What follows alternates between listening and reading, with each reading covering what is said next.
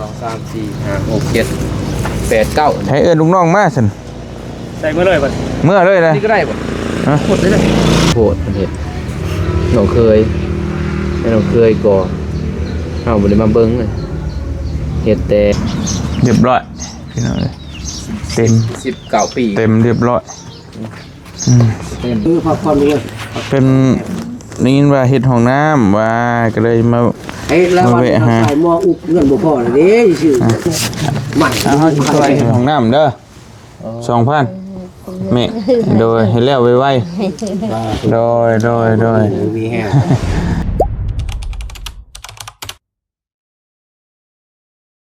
ครับไปขึ้นรถไปเมื่อสบายดีพ่อ ข้างนอกไปลืม โดยสบายใจ สื่อซอยบัดเท่าไหรล้านเลยโดยเอามีตีนเช้าอยู่บ่มื้อนี้ ยืดสูงสับไหน 50เซน คือสีนี้ หมายว่าบ่ซั่นแม่บ่ชงสิมั่นใจแท้เรียกมีได้เหรอ คือสิมีโดย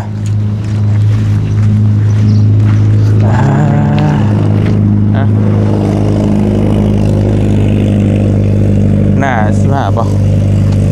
หน้าเท่าไหร่15เนี่ยเนาะประกบเพื่อนเรา50เซนโอ้เจ็บลาบเลย มีบันได ฮะ แปดก้อนตีนครับ เคยมีบันได มีบันได เอา เนี่ย เก้าตีนก็ได้นะพ่อ เก้า แม่นได้แล้วจะได้เก้าซื่อๆแล้ว นี่เด็กเป็นแม่นติ่น แม่น 3 4 ไม่อยากคนรักบ่ตั้งไว้เนี่ย โอ้ยมันนักเด็กไปสิละ โอ้ยนักก็ได้ได้นี่น่ะเนาะเออ ไม่ได้นี่ เก่าครบแล้ว ครบเลย 1 2 3 4 5 6 7 8 9 ให้เอิ้นลูกน้องมาซั่น ใส่เมื่อเลยป่ะ เมื่อเลยนะ นี่ก็ได้ป่ะ ฮะ หมดเลยนะหนาเนาะ น้องก็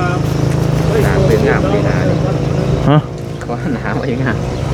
ยามันรอกอะ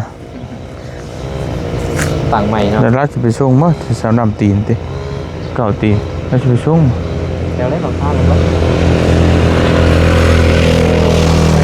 ฮะ พาไปส่งแล้วก็ไปทางนี้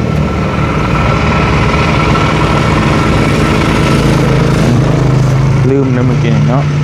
เราก็ให้น้ำมันเลยแล้ว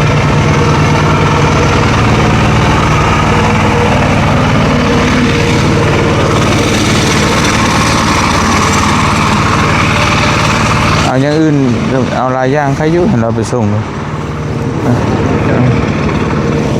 สบายดีเด้อพี่น้องทักทายสบายดีเนาะเฮามาสร้างตีนเสาให้น้องน้ำฝนมื้อนี้พี่น้องเอ้ย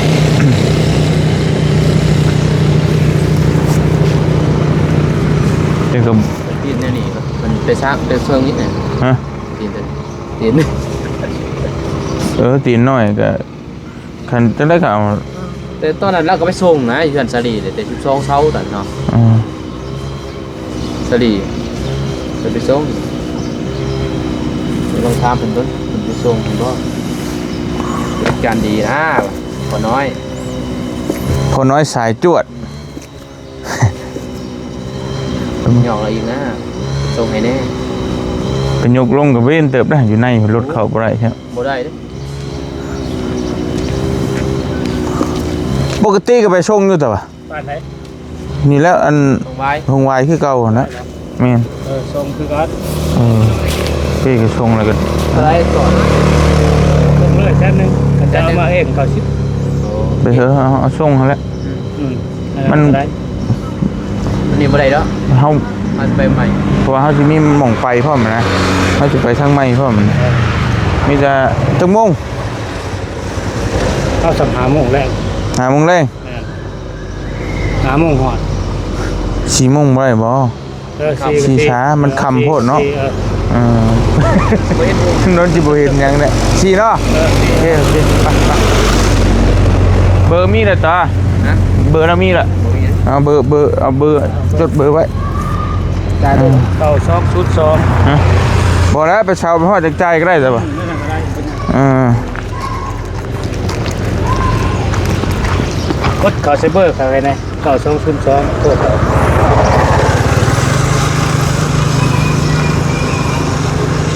เพจมีอยู่เพจ 92025 5959 5959โอ้ย โอ้วางนี่เห็นคือว่าพักยังออกทางกดน้องเนาะ โอ้เบิ่งอยู่บ่ เบิ่ง อ๋อรุดเอาน็อตหันใช่ชื่อหันไปตำมัน ลุยท่านกระลุ่ม บ่นี่เด้เอาน็อตจำใช่ชื่อนี่ยังท่านได้ไปชมอยู่ เอาน็อตยิงเจนี่น็อตยิงใช่ชื่อนี่ บุกเป็นบุกเลยเนาะ บุกเฮ็ดได้ใช่ นี่เรามันอยู่ลำจับ 3 ปีปลาย4 ปีอันได้เบอร์เฮาเด้อเด้อ 4 โมง โอเค4 โมงเจอกันเพาะเด้อ 3 โมงยังดี ได้แล้วเรากันเลย4 โมงไป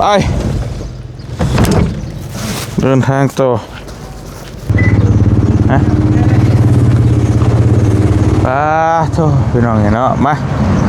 เปิดภาพต่ออีกบัดนี้ก็มาเยี่ยมยามบ้านเกิดเมืองนอนบ้านเบานุงพี่น้องเนาะเยี่ยมยามถามข่าวทั้งพ่อแม่เพิ่นเห็นว่าเราเห็นห้องน้ำห้องในบ่เรากินข้าวแล้วบ่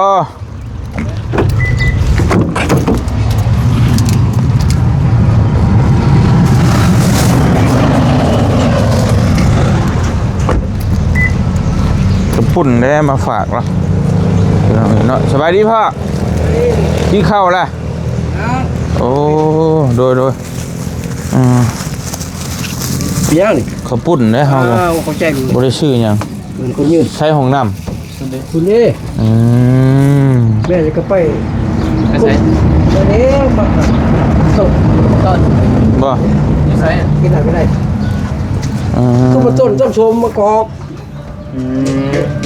กินส้ม ใช้ห้องน้ำไปเบิ่งห้องน้ำเฮ็ดใหม่เจ้า น้ำเก่า ที่นี่ สบายดีน้องทรายสบายดี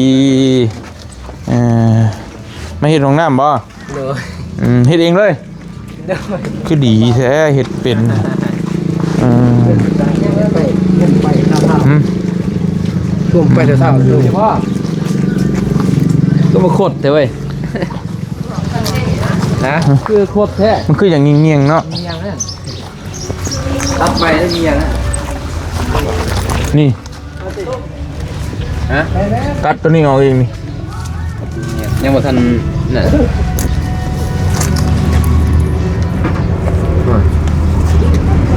ตรงนี้อย่างนี้บ่ได้เด้ต้องเอาอันนั้นเด้เอาผ้ามาใส่เลยเจ้าบ่เอาผ้ามาติดเลยก็จึงตั้งใส่บ่นี่ใส่แงกเลยนี่ก็ปาดนี่ซื่อๆโลด ปาดเมื่อวาน บาลนี้เนี่ยโพดมันเห็ดหนูเคยก่อเอาบริมาเบิ้งเลยเห็ดแต่นั่นเพื่อนน้องก็เลยเอาเงินให้เพิ่นบาลูกเองอยู่เนี่ย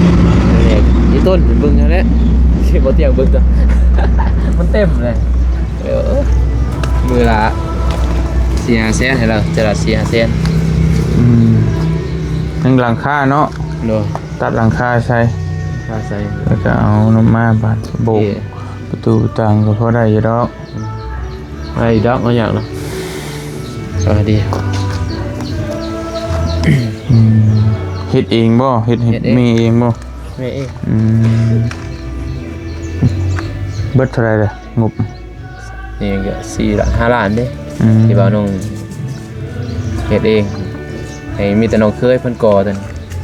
เอาเงินให้เราแล้วก็สั่งบล็อกให้เราสั่งบล็อกกับทรายให้เรากับทรายคือแล้วก็ให้เราเฮ็ดได้เงินจาก YouTube น่ะครึ่งหนึงแบ่งบ่เหลือหยังน่ะ แบ่งเพิ่นผู้นี้ แบ่งไปเลยพี่น้อง ในนี่แหละ เคยก็คือกันนั่นแหละได้มาเลยก็แบ่งพุ่นแบ่งพี่พอได้ใช้หมุนไปหั่นแหละเฮ็ดได้เลยผมบอกกับต้นนั้นก็แต่บ่าวน้องอายุ13 ปีบ่เลยเฮ็ดแต่ ห้องน้ำนะ เลยนี่ก็32นี่ก็ ปลายปีสาว 19 ปี 19 ปีเนาะมันก็เต็มดิมีแต่สังหาปอกเนาะหาปอกสิเหลือหยัง กวางอยู่เนาะมาตรฐานอยู่ โดย อ๋อ เป็นเฮ็ดกวงเรื่อยว่า อืม ใบบางทีมีเงินอยู่ซื้อหยังของตู้ซักผ้าหยัง สำบายนี่ ก็ดีเฮ็ดกวางไว้ก็ดี แต่ว่าตัวนั้นมันมีแต่ปอกมีแต่สีใช่ไหม อืม สำเพื่อนเนาะ สำหงนอน สำ อันนี้สิ เออ สำหงนอนนี่ อันนี้ นอนได้ได้นี่ อืม อืม แค่นี้แล้วบ่เป็นไข่ ไข่บ่ กำลังชั่ว กำลังสวง โดย โอ้ สบายดี โดยสบายดีเนาะ สวง เจ็บคอ จอยตัวไหนให้จอยเนาะตายเด้อ น้ำเมียไล่แห้งจอยต่อ เออ ก็คือน้ำลูกก็เลยมันคือน้ำเมียแล้ว มันก็เบิดทั้งเบิดนั่นแหละมันก็พ่วงกันมาแหละ มันก็ซ้ำตื้มอยู่เนาะแข่งพ้นแม่เหมือนไปเอานี่เอาทรายกับสังกะสี อืม ว่าดีนอนแล้วนั่นลุกบ่ได้ ให้กินยาตอนนั้นให้นอนนะกินยา กิน ยาซุ่มกินยาซุ่มให้นอนดีนะยาซุ่มนอนบ่หลับบ่ตื่น มันต้นแล้วบ่นี่ก็ ข่าวเมื่อเดือนบ่ข่าว เอามายังกับห้องน้ำก่อน ใส่ของน้ำเขาน่ะ อ่า นี่เด่น อ๋อเดนค่านี่เนาะ โดย อ๋อ นี่พวกมักรอด มักรอดเป็นไปได้มักรอด มากสมมากแดงๆนี่เป็นหลอด อืม ฮะทางสวรรค์แต่สิได้แต่แม่ไปปลูกไก่แดนนี่นะจะหน่อย มันไปทางหันมา ไปทางแดนหมูจะได้หมูดุด ดินเก่าเลย หักมา ดีตัดเหนียว หักมา มากเลย อินมานี่กด โอ้ยเอานี่ มีน้ำบ่ นี่หมดแดง เออ แล้วก็น้ำเด้นี่ มันเป็นน้ มีน้ หาเห็นบ่นั่งเด้พวกมักรอดมีน้ำเด้ ำเพื่อว่าสิจับ นี่ งา นี่นี่ ก็ว่าสิจับงามันดึงมานะ โอ้ยเด้อตัวนี้ อ่า มักรอดมีน้ สิจับงามันดึงนีนมาที่น่ะ ำ เอา โอ้ เสื้อ ของมักรอด เอาฮะ โอ้ก็มักรอด บ่ได้เขามันบ่จักมันบ่มีน่ะเด้อ ำสมเลย มันบ่มีอยู่บ้านข่อย บ่มีเนาะ บ่ ข้ามอีก อืมเอาเสือกเนาะ กอมานี่เนาะ เนี่ยเชือกแล้วก็ดึงคอยอินไหมแบบคอยกล้องมานะให้มันนีนอินมาพี่นะ มากมันก็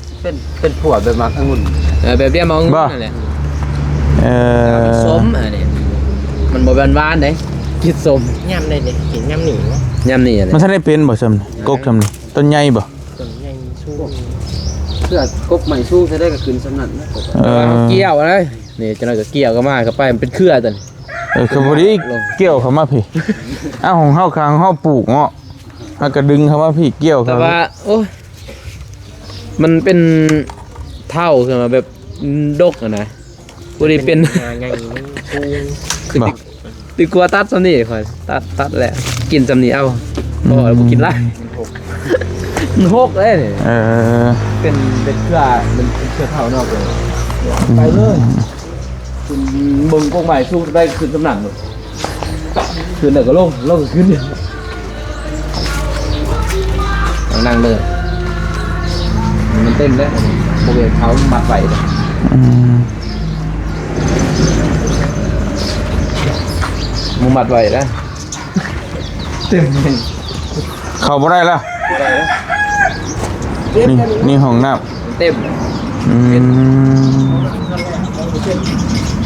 เรียบร้อยพี่น้องเอ้ยเต็ม 19 ปี เต็มเรียบร้อยอืม เต็มเลย ได้วิชิบเก่าปีเนาะ ได้แล้วแต่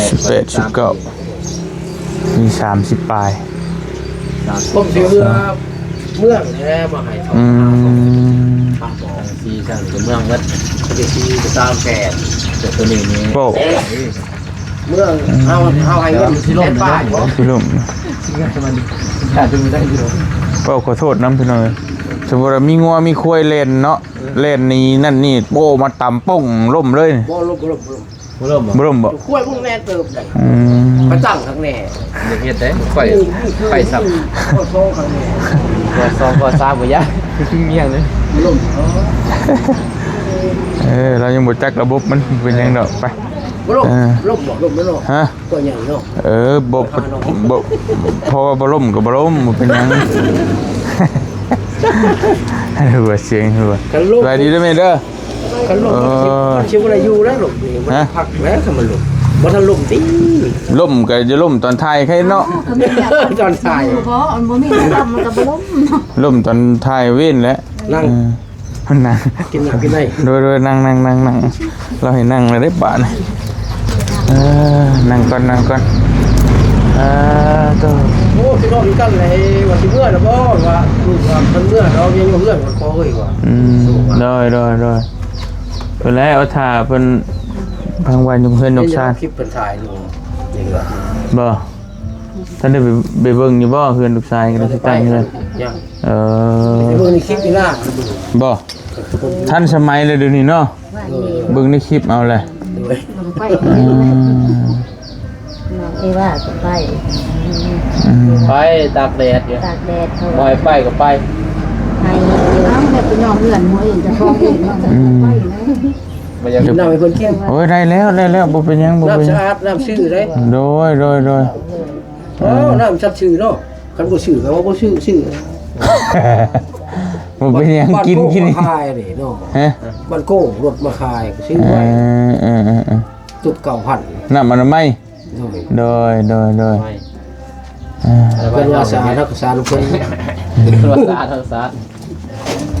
เคยชื่อลูกชายชื่อให้แม่มันกินหรือยามเลย อืม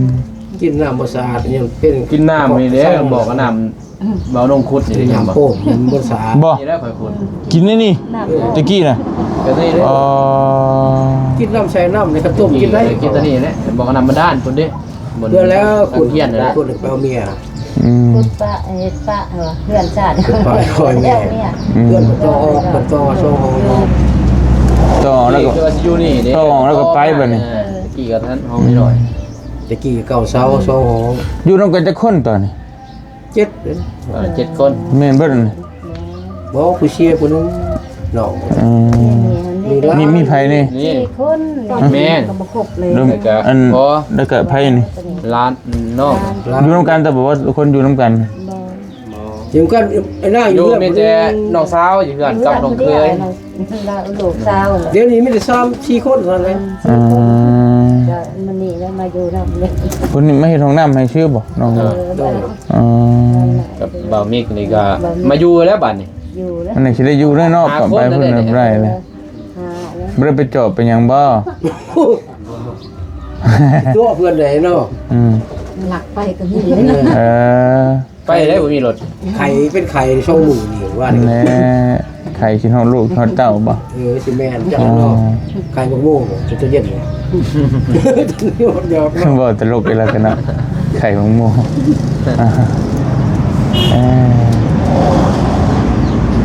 จนกกขึ้นเข้าเบานุ่งพี่น้องเห็นเนาะก็คักอยู่ได้เนาะทิศทางดำเลยอ่ะโอ้ถือว่าบ่ง่าย เกี่ยวอยู่พูดเบิ่งด้านแต่ของการเขา มันเป็นแบบเพื่อนดินหลัดง่าย อันนั้นมันเป็นดินร่วมน่ะเนาะ โดยเป็นญาติ ทั้ง กันมา ทั้งโรงเรียนทั้งของการทั้งอหยังหันไปเลยอืม เป็นฟรีสมีก็มาอยู่ฟรีชื่อที่บ่แพงดอก440,000 40,000ชนปั้น ชีแชนกีบบ่ โดย ดีเซน ดินละซื้อนี่เนาะวันละ6-700 บาทไปประมาณนี้แหละค่ะเดียวนี้น่ะ สิแซ่บได้บาทเหลือได้ โอ้แต่ เดี๋ เกี่ ย ยว ว นี้ นี้ หัวร้อนยันพยาคา ติ ย ดนี้ไว้ โอ้ย จ่ายสดแต่ติดนี้เลย แล้วซ้ำนี่มานี่ ซีเซียนเลยก็ให้เมื่อ3 ปีบ่4 ปีบ่ ยัน200-300ไม่มีแล้วนี่ 8 9บ่ก็2บ่ก็3บ่ใหญ่มากใจเรียน เก่า2ให้เก่า2เก่า3คนเกิดอยู่พูดอยู่กันดอน เก้าชีบักสายโมเกิดนี่ 2004ภาษา 2004เก้า2002 2003อย่างมัน อืม 2002มันอยู่ 2002 เดี๋ยวได้เศร้ากว่าปีเนาะ โดย ก็ถือว่าก็ทางบรรดุนมันก็โดนตืบอยู่กับเนาะ 9กว่า อันนี้บ่ฮังบ่มีสิมื้อใดนี่มื้อใดไปเหรอ บ่ อ้าวบ่สิมื้อ200-300ไปเหรออยู่ได้บ่ ถิ่มไปไผสิกล้ามาถิ่ม โอ้ยมื้อซื้อเด้เจ้าเฮ็ดบ่ฮังบ่มีบ่ว่านี่สร้างใหญ่หั่นเด้ บ่ คนว่าไว้ ถิ่มให้จัก500นึงไปตลอดเด้อติ ไปแล้ว สิไปอยู่ใช้บัดนี้ ว่าแล้ว ไปซื้อดินหมูบ่ได้แล้ว ชื่อบ่ได้ได้หั่นก็ได้ สอนหาได้ 500เนี่ย ฉันว่ามันจะบ่มีวันชื่อก็อยู่แล้วเนาะ แม่น คนทุกคนอย่าง เขาว่าดีๆทิศหิมทางดำเขาว่าเรื่องตื้อโลดเดี๋ยวนี้ ตื่นแล้ว เขาไล่เป็นเม็ดกะลี่ กินเชียร์ยอ แถวบ้านก็เม็ดกะลี่ละพันปลาย อะไรไปได้ว่าบ่ซิมเงินเลยเจ้าจะก็ไปแล้วคนแม่นนะ ทีมก็มีบนอยู่ เขามีเงินหรือเขาทีมก็ได้เขาบ่มีใช่เนี่ย จากแรกเขามีทีหลายบอนเขาเป็น จะพาบ่กินก่อนบ่ทันกินแล้วเนาะ เพิ่นให้บ่เฮาบ่ทันได้อยากเพราะกินมากินนี้ พิษข้องเลย ฮะพิธีบ่อ๋อได้อยู่ซะทำน้ำ ช่องของ14เด้มีของ บ่ได้แต่เก่ามันก็เจ้าของบ้านได้ชิมก่อนนะเชื่อใจใช้ยาเบื่อให้เฮาได้ซะบ่ไว้ใจได้เนาะจองไว้เนาะ โดยเราบริยอมเลยเราจะให้กินให้ได้น้ำสะอาดแล้วโดยเข้าใจพ่อเข้าใจ แน่นอนน้ำหอมมีโมกพอดีกินน้ำ แซ่บเนาะ จ้างหน่อยเนาะ ฮะ จ้างมีเกลือมีผงนัว โดย ได้แล้ว บ่ได้เลยขีดเนาะ Ừ. อยู่มันคนยืนดิ ฮิตอีดีบ่หรือบ่หยอกสิ เดี๋ยว บ่เยอะ มี จะนอนคุยอยู่น้ำโอ้ยกินน้ำหมดอยากจะเกลือ อ๋อได้อยู่ เจ้าป้าบอกพากินบ่ทันกินเลยบางคนเนาะ บ่ยากดอกเฮานะ คนนี้กินคู่มือนะคนนี้นะ เพื่อนเนาะ ให้สิบ่กินน้ แน่ชื่อว่ามีแต่กินนี่กินหัวตายไป ำบ่ แปลกกูชื่อแล้วเนาะ เนาะ พี่น้องเองนะบ่มีไผ ทุกมื้อประมาณขึ้นขนาด โย มื้อนี้แล้วบ่หลาย จะน้อยกินเขาจะน้อยกินชม ไปนี่อ่ะ เพชรกิน แล้วมัน น้ำ มืดบ่ จะแป้งหูมันมากเลย ปกตินี่บ่เต็มเลย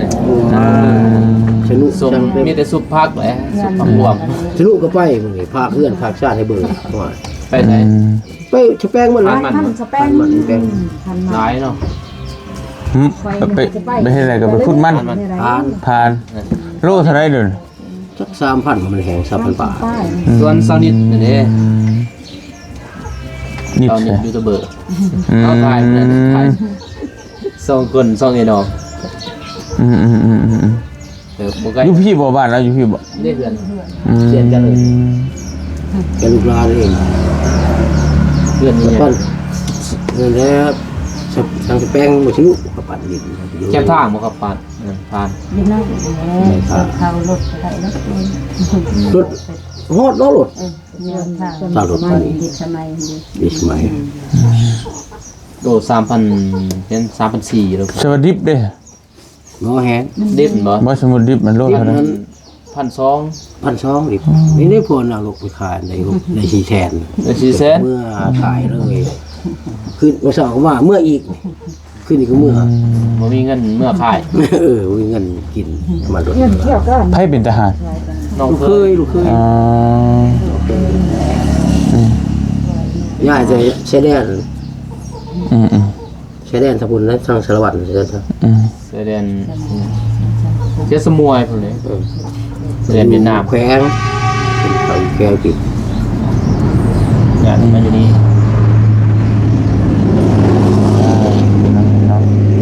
แล้วชิเบิ้งอยู่เลยมั้ง อยู่บ่น้องสลัด อยู่นะ นิสัย สลัด พูดเพื่อน เราจังไปเบิ่งมาเยี่ยมมาเห็นอัน พักผ่อนด้วย เป็นได้ยินว่าเฮ็ดห้องน้ำว่าก็เลยมา ไอ้แล้ววันเราขายหม้ออุกเงินบ่พอเลยเด้ชื่อใหม่บุกขายแพงถ้ามึง อะไรเม็ด40 เฮาสิช่วยเฮ็ดห้องน้ำเด้อ 2,000แม่โดยให้แล้วไวๆโดย มีแห้ง บ่ได้ตื่มสังกะสีจักแผ่นเนาะ ปีสังกะสีชื่อแล้วไม่ได้ชื่อแล้วบ่พอแล้ว จะได้บ่พอก็ซื้อเอา โดย บ่ได้ตื่มกัน เพิ่นว่าแม่โทรมาแม่ฮักเพิ่นฮักบ่โทรบ่ฮักโทรไปเดี๋ยวพ่อก็โทรแล้วบ่พอนี่มันสิมุ่งไหลเนาะ มันขาดไหมบ่ โดยไม่ก็ทาไปชื่อเขาว่าทายนำชื่อนำราคาใหม่ทา เอาบินไว้ก็ได้อันนั้นก็ได้ยาก เก่ ดอก งเขา แค่แม่มักละเอียดจะแม่ คำมันบ่ได้ก็อันนี้แล้ว ถอนเอาตัวนี้มันบ่ได้บ่จะเข็ดจะ โอ้ย เส้น2เส้นตัวนี้เอานี่แล้วก็บาเอา บ้าสิรู้เนาะ ประเทศแล้วก็นี่หมดนะบัดนี้ใหญ่เลย อืม เมื่อกี้คน7คนอยู่ บ่เสียเอาเพิ่น ครับ เอาลูกไฟมาเด้อแต่บ่ได้ที่10ล้านคำบาทนึงโอ้ยก็ว่ายอมแท้บ่ อืม แต่ว่าก็แตกมาเกาะเหือดออก อืม คนตะกี้ลายเด้7คนนอนก็เบียดกันเลยนอนห้องเดียว อืม พ่อก็นอนนี่แม่นี่โอ้ อืม เกิดในใจมึงนะเกิดว่าบัดใหญ่เห็นมันใหญ่เลยบ่ ไปเลยทาเอาเลยเสา ไป ทา ทาง เอ แค่ ง ป่าแล้วกันสา ทางเอง เฮ็ดเองสร้างเอง เฮ็ดเองเลยนี่เฮ็ดเองเลย ที่จ้างหมู่ก็มีเงิน ได้ๆผมถูก มาแต่โรงเรียนมากก็ตอบนี่แหละตอนวันเสาร์อาทิตย์เฮ็ดไปเดียววันนี้เฮ็ดแล้วก็จบมันก็เลยไปเอาเมียผู้ที่แล้วเอื้อนนี่ไปเอาเมียเลย บ่ได้อยู่ได้ บ่ได้อยู่ซะ ซ้ำ แล้วก็บ่ได้ เงื่อนแล้วซ้ำคุดน้องน้ำแล้วไปแล้วนะ นี่แล้วแล้วห้องเนื้อขุด ดีแล้วเฮ็ดไว้ให้พ่อแม่อยู่ ในพระกุศลของเขา อืม แบบโบราณว่าอยู่ภูม่อนี่ชอนหัวนะ เลยแปลดูบัดแปลดูเพิ่นบ่เข้าใจได้ FC เพิ่นบ่เข้าใจได้ เราสร้างนี่ อ่า สร้างเรือน อธิบายนะอธิบาย อธิบายซั่นแหละ เลย สร้างเรือนไว้ยังไงทำนี่ก็เอานอกเรือนใหม่ แล้วก็ขุดน้ำให้พ่อแม่ใช้ เลย ไป ได้บุญได้กุศลหลายเนาะ โดยสร้างลูกบุญคืน เลย มีเวทเฮา อืม เพิ่นเรียกมาพาใหญ่จังได๋ เลย ตอนจะไปบวชกันบวชคือเฉลิมพลเนาะ1พรรษาก็ได้แล้ว ไปฮอดเฉลิมพลอู้ไปฮอดเฉลิมพลพุ่นอีกบาดนี้เอ้า บวช1พรรษาดิที่ผมว่าให้แม่แตกนั่นเนาะพ่อแม่เนี่ย บวชก็สบวชนั่นแหละน้องคุณคุณ สมบูรณ์แล้วบุญคุณพ่อแม่สม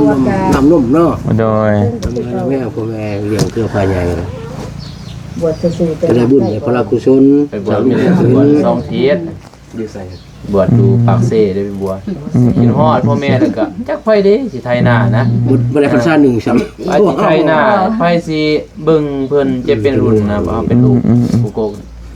นอนก็หายอยู่วัดอาจารย์ก็ วั ว่า ดบางเลี้ยงทั้งไก่คุณไหนไก่ อักเสบ ไก่บ้านไก่เมือง แนมเบิ่งแต่ตะเวนตกมื้อใดก็คือมื้อนั้นแล้วบ้านนะบ่ไหว โอเคไปซะเดี๋ยวเนาะได้ว่ามันไปแล้วพุ่นแล้วก็ทั้งยังมุงถ่ายอยู่ โดย เป็นถ่าบ้านเดิมนี่จะได้ถือไปพุ่นก่อนเด้อเอาเด้อฮะ ไม่ใช่ ไปคือตามเขาเคยไปนั่นแหล้ว ครับคือผู้อีก ไปตาม สุริลูก โดย สุริมีแฮะ เจ้าโดย โดย โดย ได้ชิ้นนั้นชิ้นนั้นปรารถนาลูกเอ้ย สาธุเดินทางปลอดภัย เจ้าไปเดี๋ยวไปเบิ่งเบานุ่งว่ามีเคสหนึ่งอยู่นี่เป็นเด็กน้อยบ่นั่นไปเบิ่งก่อนก็ได้ไปเดี๋ยวเราจึงเอาบ่ได้เฮียนเราบ่ได้เฮียนอยู่ เบิ่งอยู่ประเทศยัง โอเคพี่น้องเอ้ยไปมีแต่บ่เตียงกับสิขอตัวเดินทางก่อนเดี๋ยวสิเข้าไปเบิ่งอีกเคสหนึงอยู่ในนี่ถ้าว่าเพิ่นอยู่เฮือนบ่อยู่เฮือนก็เข้าทางบ้านน้องเดิมเพราะว่าแม่พิมพ์เพิ่นฝากเงินให้น้องเดิมบ่สบายเนาะสิเอาเงินไปแวะให้น้องเดิมแล้วก็สิเข้าทงวายสัตว์เข้าทงวายพุ่นแหละพี่น้องเอ้ยไปเจอกันเนาะพี่น้องเนาะจะได้ก็อยู่ดีมีแฮงบัดสุขุทุกคนแวะมาเยี่ยมยามเพิ่นเบานุ่งพี่น้องพ่อแม่เบานุ่งนั่นแหละเห็นบ่เฮ็ดห้องน้ำบ่แล้วบ่เตียงก็ซอย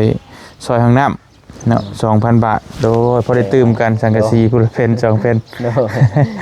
ไปขอตัวเดินทางก่อนอยู่ดีมีแฮงสบายดีเด้อพี่น้องเด้อบ๊ายบายไป